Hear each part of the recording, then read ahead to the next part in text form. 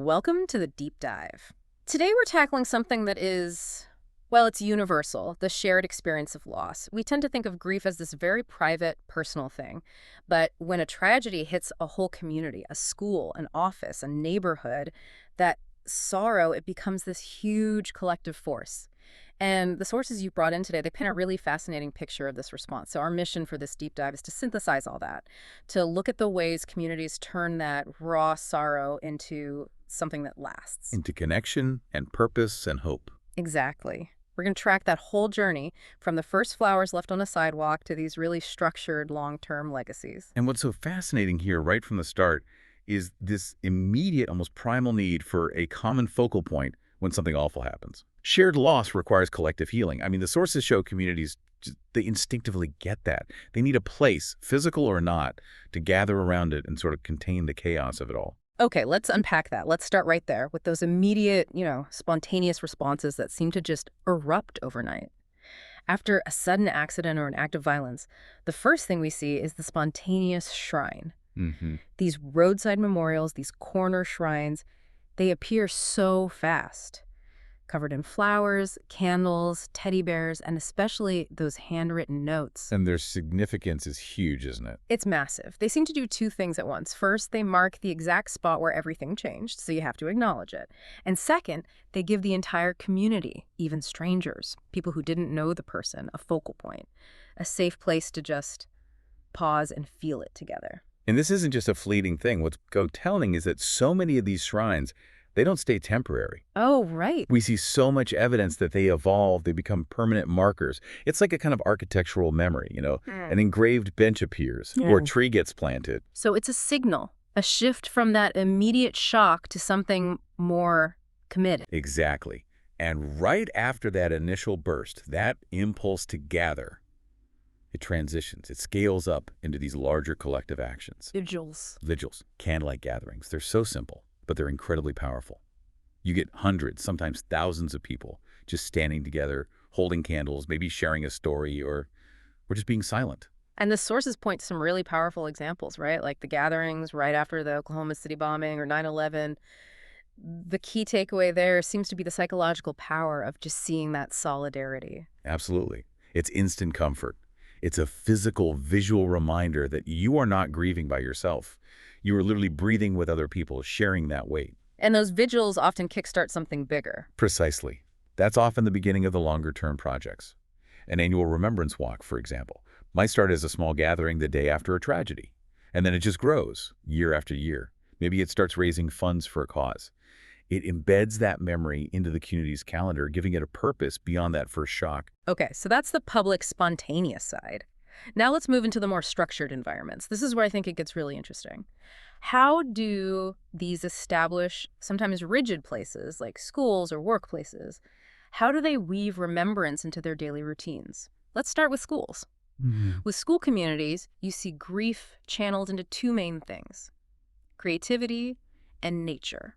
Because words can fail, especially for kids and teenagers. Right. So art becomes the outlet. Walls become these huge canvases for colorful murals, with themes of hope or favorite quotes or portraits of the person they're remembering. And right alongside that, you have the memory gardens. Yes. These are such carefully designed spaces, benches, plaques, plants that bloom every year. The power of these living spaces is just immense.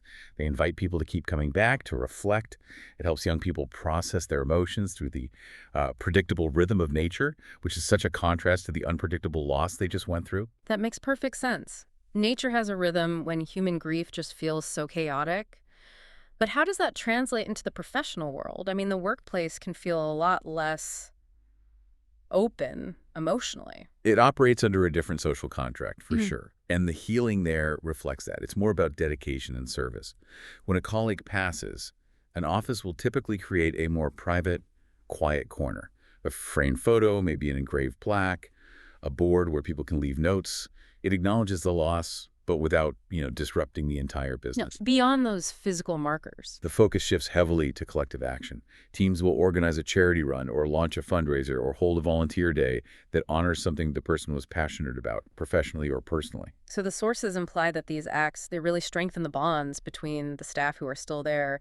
It gives them a shared mission. But I have a question about that.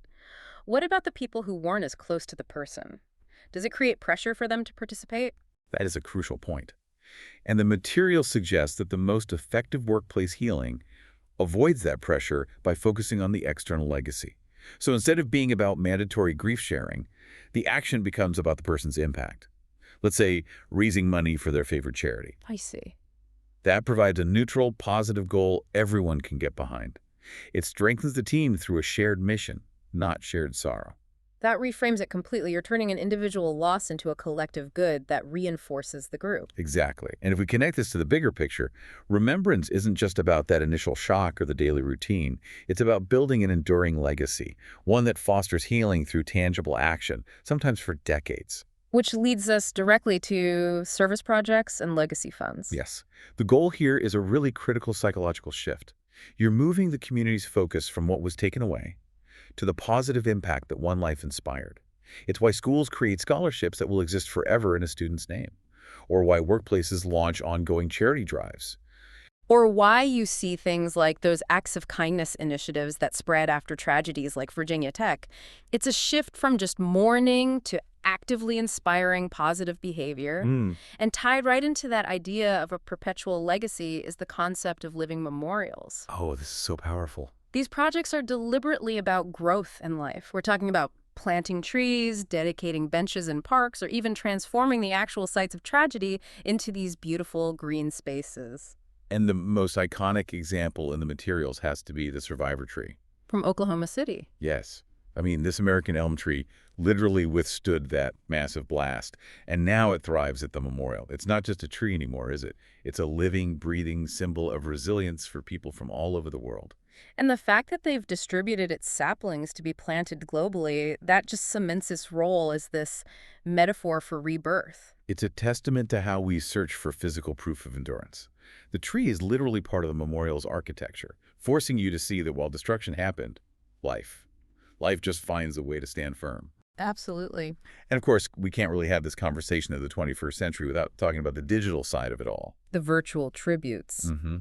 In our world, healing has to cross distances and time zones, especially when getting together in person is just too difficult or overwhelming for people. So these virtual spaces, they basically serve the same need for a common focal point as that first spontaneous shrine, but on a global scale. That's it, exactly.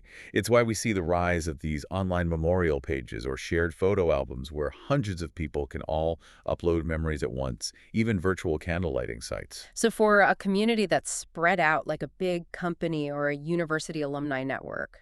They use things like password-protected groups for storytelling and support.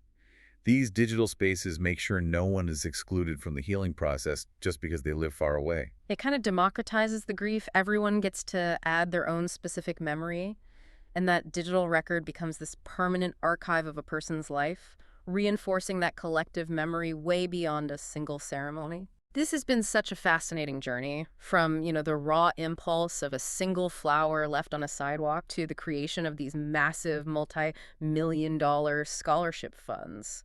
So if we zoom out, what does this all mean for you listening to this, maybe navigating a shared loss in your own life? Let's try to distill the main paths we've seen. Okay, I think there are three core takeaways that just come up again and again. First, shared rituals provide containment. Containment. Yeah, whether it's a shrine, a vigil, or a big service project. Yeah. Grief just feels less isolating when it's carried by the group. It provides a predictable structure when everything feels unpredictable. Okay, that's one. What's the second? Second, creativity and shared purpose translate trauma. The sources show that art, the murals, the quilts, the gardens, it lets a group express these huge emotions that words can't always capture. It turns pain into something visible, something beautiful. And the third takeaway, this one feels like the most enduring. I think it is. Memories must endure through action, not stasis. So not just freezing them in time. Exactly. The material is so clear on this. Ongoing rituals, the annual walks, the scholarships, the volunteer days, they keep memories active and evolving.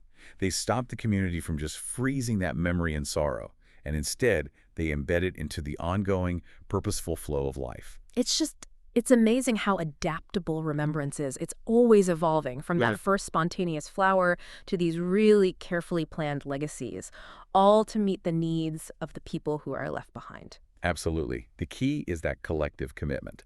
And these acts, they don't just honor the person who is gone, Critically, they strengthen the bonds among those who are still here. They keep that love, that community alive and even growing. And that raises a really important question for you to think about. If collective healing is driven by action, what unexpected act of remembrance is possible in your community today?